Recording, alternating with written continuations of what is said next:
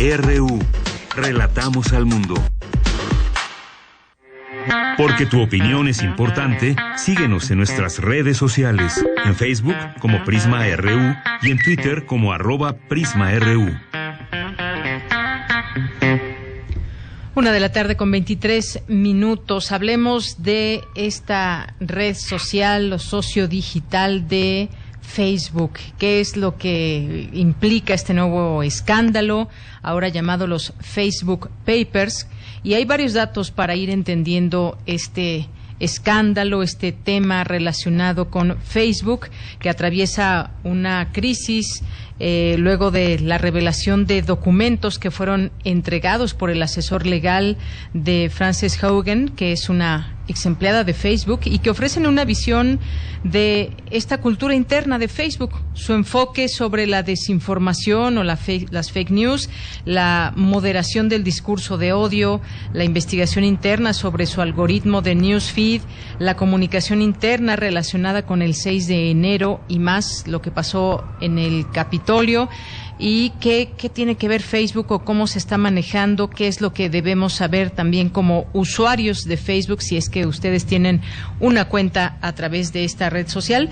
Bueno, pues ya nos acompaña hoy, como en otras ocasiones, y siempre nos da mucho gusto recibirlo en este espacio, al maestro Luis Ángel Hurtado Razo, que es profesor, investigador de la Facultad de Ciencias Políticas y Sociales de la UNAM, director general de la Consultoría en Comunicación Política Aplicada. ¿Qué tal, maestro? ¿Cómo estás? Muy buenas tardes. ¿Qué tal? Muy buenas tardes, apreciada Deyanira. Un gusto, como siempre, estar aquí con ustedes en Prisma RU.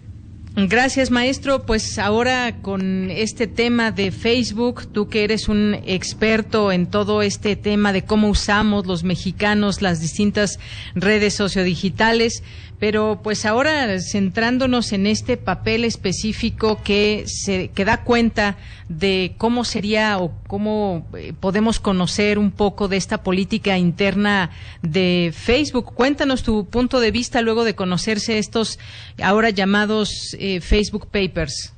Bueno, primeramente debo de enfatizar que este año es el año de mayor crisis en materia de imagen pública de Facebook.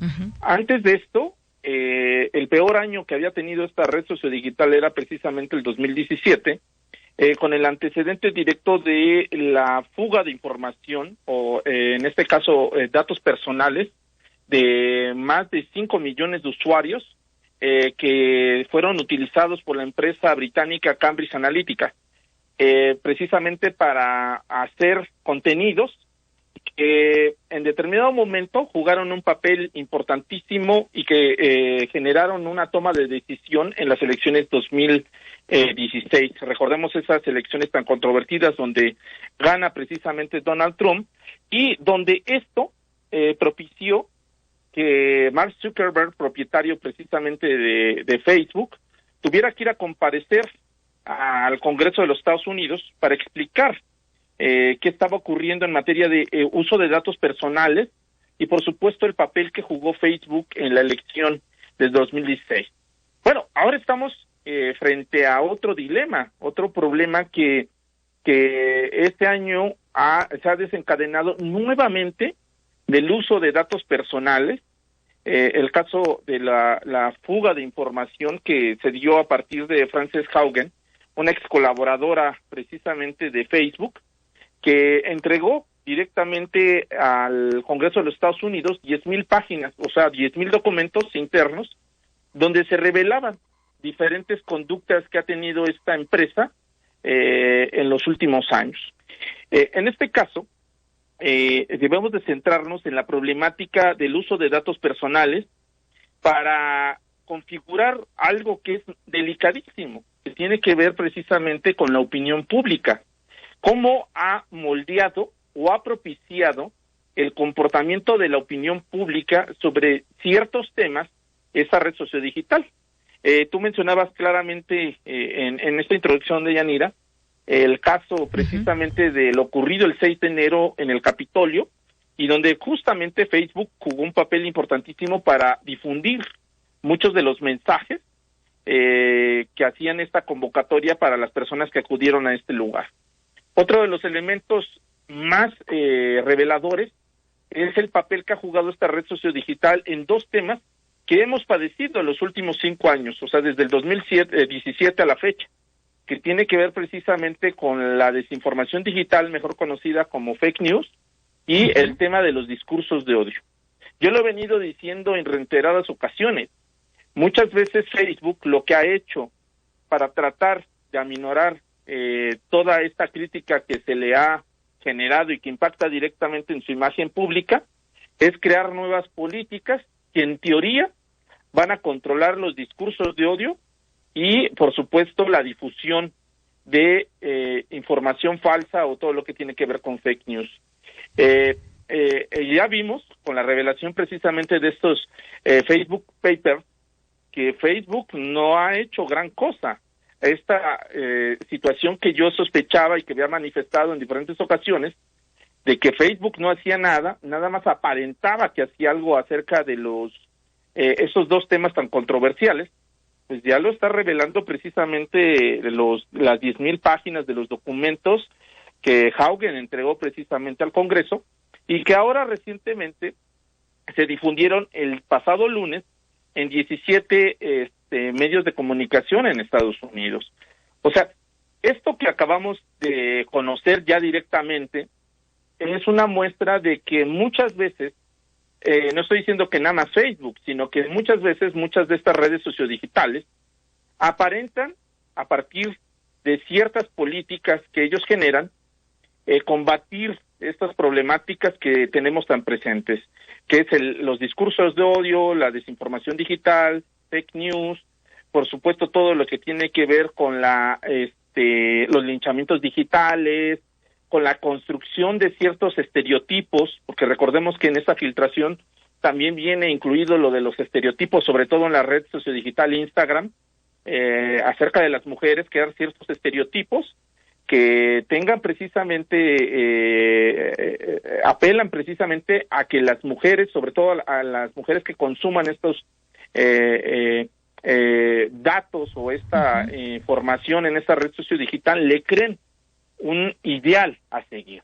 Y como también el caso de los niños, o sea, también es un factor importantísimo que revela precisamente esta filtración de estos 10,000 documentos. Entonces, estamos frente a un dilema que no es nuevo, es algo que hemos venido exigiendo desde la academia, que hemos venido exigiendo también desde las organizaciones de lo civil, desde los medios de comunicación, la transparencia sobre el comportamiento que tienen estas empresas. Hay que decirlo así para que lo entienda también el público, es una caja negra.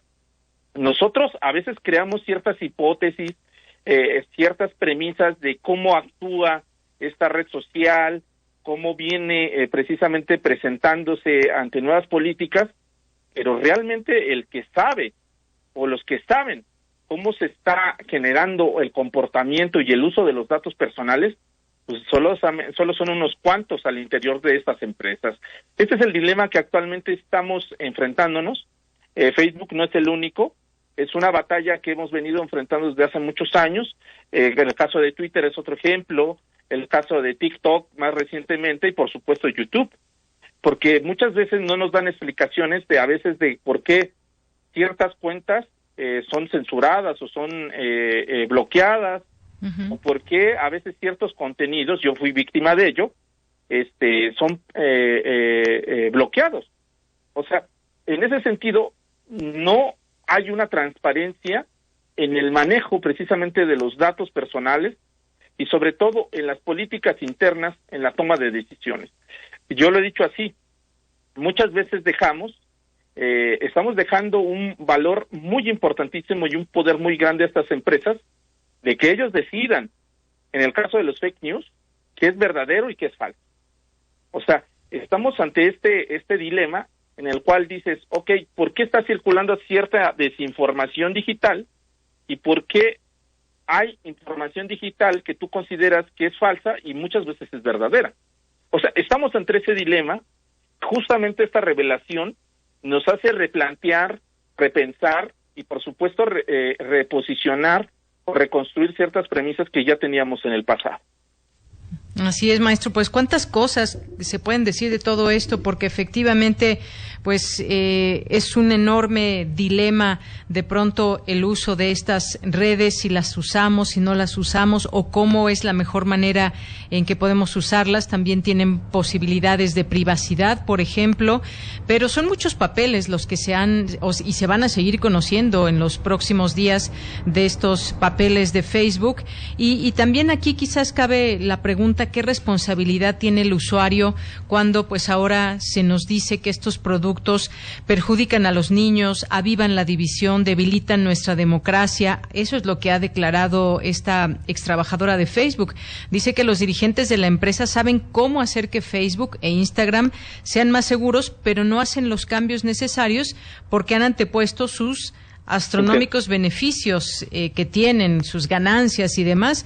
Y pues dijo también que es necesario que el Congreso actúe, que no resolverán esta crisis sin su ayuda.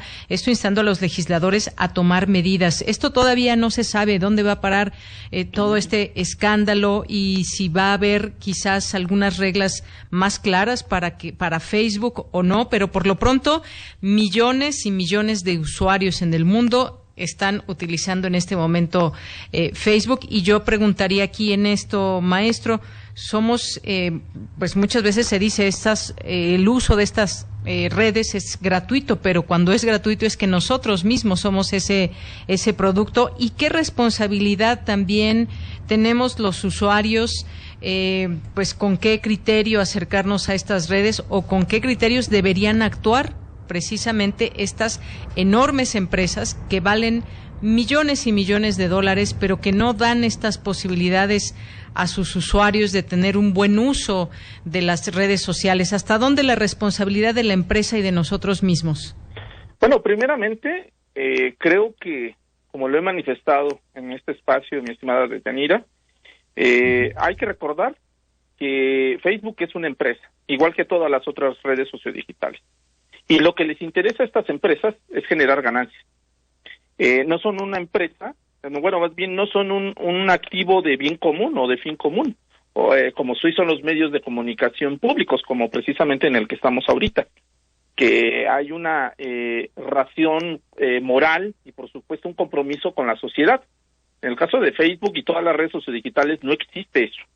Y por ello, yo lo decía anteriormente, de hecho, yo ya no hablo de mediocracias, en la cual decíamos antes que los medios de comunicación tradicionales, la prensa, la radio y la televisión tenían intereses que lo siguen teniendo, para beneficiarse a partir de ciertas políticas y apoyar a ciertos políticos y ciertos gobiernos. Ahora eso ha quedado en el pasado. Ahora estamos precisamente en algo que he llamado, junto con otros colegas, la algoritmocracia. ¿Qué quiere decir esto? Que a partir de la fórmula matemática que han instruido o han creado los diferentes programadores que crearon estas redes sociodigitales, ellos a partir de eso deciden qué elementos son benéficos no para la sociedad, sino para ellos, y esos elementos son los que a veces avivan más el terreno digital. Dicho de otra forma, el discurso de odio y las fake news se ha comprobado, digamos en el caso de los fake news, que tienen una derrama económica de más de $1,000 millones al año. O sea, es un negocio redondo y que muchas veces estas empresas se benefician de esas ganancias. ¿Por qué? Porque está comprobado, entre más fake news tienen presencia, más tráfico hay precisamente en las redes sociodigitales. Y eso se repite comúnmente como rating y, por supuesto, mayor posibilidad de que haya anunciantes. En el caso de los discursos de odio, lo mismo. Hay una investigación que hizo la Universidad de Harvard que estas empresas permitían precisamente el discurso de odio de Donald Trump, porque justamente cuando Donald Trump publicaba algo, había un repunte en el tema precisamente de tráfico en las distintas redes sociodigitales. O sea, había más personas que pasaban más tiempo en las redes sociodigitales. Entonces, son cómplices, por supuesto, de todo lo que está ocurriendo actualmente. Y también, debo decirlo así, hay que tener mucho cuidado porque por eso ya estamos en una algoritmocracia. Estamos basados también en las voluntades de estas empresas en materia de opinión pública y que a veces se ven reflejadas precisamente en los distintos procesos que tiene el interior cualquier democracia. Ahora, ¿qué tanta responsabilidad tenemos nosotros? Pues nosotros tenemos una gran responsabilidad, pero que muchas veces nos han vendido también el uso de estas redes sociales diciéndote que son gratis, que hay libertad de expresión, que hay libertad de información o derecho a la información, respeto, que se garantiza el derecho a las audiencias, que a veces omitimos también nuestra complicidad al compartir ciertos datos. O sea, omitimos a veces este elemento y la exigencia que yo he venido diciendo en muchos espacios con los gobiernos, precisamente no de poner una ley que regule Internet, sino más bien una exigencia para que el gobierno dote de elementos que alfabeticen mediáticamente y digitalmente a las audiencias, o sea, a los usuarios y a los ciudadanos. Y esto va a permitir en determinado momento que tú determines el comportamiento que vas a tener en estas redes sociodigitales. O sea, esto es la apuesta que debemos de tener. Creo que en este caso es más culpable la empresa, porque la empresa te ofrece un servicio, te está garantizando precisamente privacidad, te está ofreciendo en teoría también libertad de expresión, derecho a la información, y eso estamos viendo que no es así, porque el derecho a la información está mediado a partir de un algoritmo, y ese algoritmo es lo que la empresa quiere que tú veas. Más bien que tú veas, que tú veas lo que ellos quieren. O sea, estamos ante ese dilema tan fuerte. De hecho, se ha comprobado, hay estudios que se han realizado, que muchos de los movimientos de ciberactivismo que se han realizado en distintas partes del mundo, muchas veces las redes sociodigitales han sido cómplices, ya sea de esos movimientos, de algunos de esos movimientos, o de algunos de estos hechos precisamente de violencia, derivados precisamente de este comportamiento que se tiene en la esfera pública digital. Entonces, hay que tomarlo con mucho cuidado. Yo lo he dicho así, debe de haber un órgano ciudadano que sea elegido precisamente por la ciudadanía, que regule precisamente el comportamiento de estas redes sociales en el interior de cualquier nación, y no un órgano ciudadano que imponga precisamente desde la misma red social, porque eso ha pasado. Ellos dicen sí hay un órgano ciudadano, pero nunca se sabe quién es, nunca se dice cómo se eligió, ni cómo están regulando todo esto. O sea, esa es la cuestión. Las empresas hacen lo que quieren y por eso tenemos hoy en día los resultados que estamos viviendo. Efectivamente, y es que pues sí, es una empresa a final de cuentas Facebook, pero como tal también tiene responsabilidades para sus usuarios, para sus clientes, que somos todas aquellas personas que tenemos una cuenta de Facebook. Se comentó este caso de Estados Unidos, pero hay otro que también se está destacando y que pues habla de Etiopía. Y habla de que su nivel de máxima prioridad para los países en riesgo de conflicto es un caso por la situación que se vive allá y en otros países, no solamente pero lo sacan a colación por los documentos que se han revelado y que dan cuenta de que los esfuerzos de moderación de Facebook no fueron suficientes para hacer frente a una avalancha de contenidos incendiarios en su plataforma que afectaron o afectan a esta nación. En estos documentos aparecen también distintos empleados advirtiendo a los directivos de cómo Facebook estaba siendo utilizado por actores problemáticos, así se les cataloga, que pueden ser quizás políticos, gente que tenga muchos seguidores.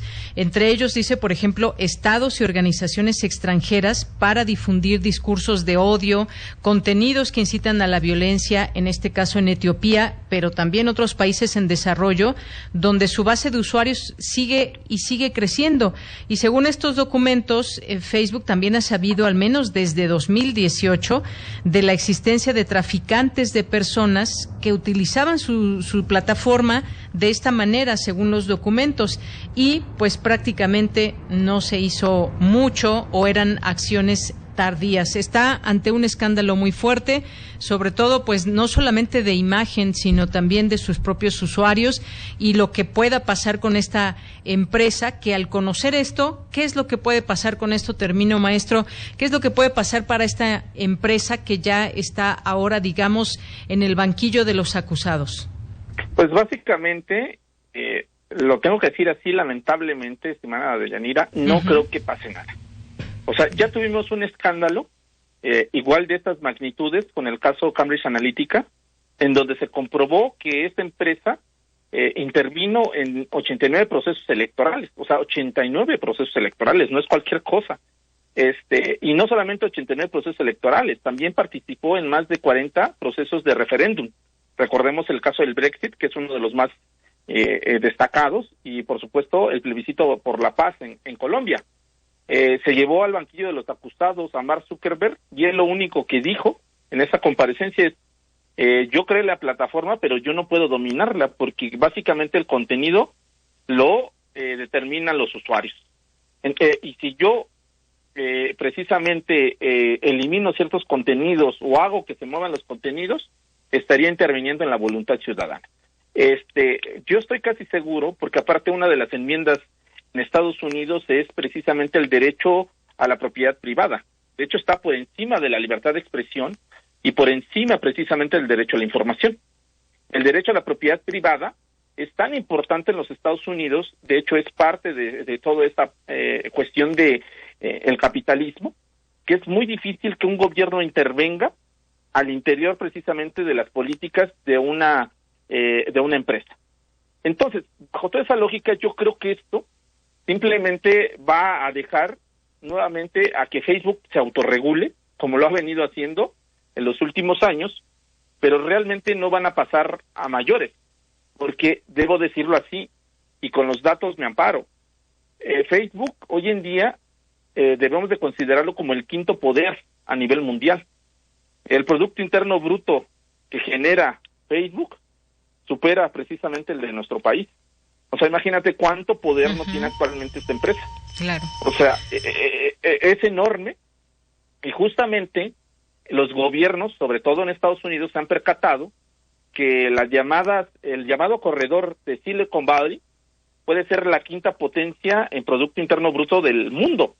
O sea, es un poder el cual precisamente es muy difícil de regularlo, y si lo regulan, básicamente va a ocurrir lo que ya se preveía.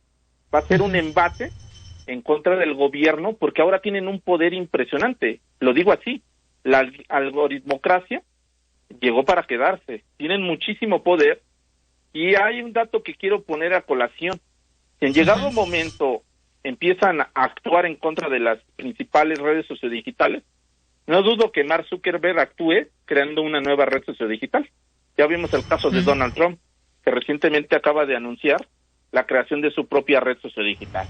O sea, si me bloquea, Internet es tan maravilloso que yo tengo la posibilidad de crear una nueva red. Y sobre todo con el dinero que actualmente tiene Mark Zuckerberg, no le va a costar nada crear una nueva red social. Bien, pues veremos qué sucede con todo esto. Aquella inocente, entre comillas, red social que nació desde muy joven de Mark Zuckerberg. Hay una película que pues cuenta cómo nació esta red social, pero efectivamente, más allá del escándalo, pues ¿qué va a pasar? Quizás no pase nada, como no ha pasado nada con los Pandora Papers, ahora los Facebook Papers, Cambridge Analytics, pues todo este tema que tiene que ver no solamente una inocente red social, tiene que ver ya con una incidencia política en la democracia, en la globalización, tecnología. ¿Qué alcances tiene esta red social? Maestro, como siempre, un gusto saludarlo y poder platicar contigo sobre estos temas de las redes sociales, que además pues utilizamos todos los días, y mucha gente pues pasa horas y horas haciendo uso de estas distintas posibilidades. Veremos en qué termina este escándalo de Facebook. Muchas gracias. Al contrario, estimada Deyanira, un gusto estar como siempre con ustedes aquí en Prisma RU. Un fuerte abrazo. Hasta luego. Buenas tardes. Un abrazo. Gracias, maestro.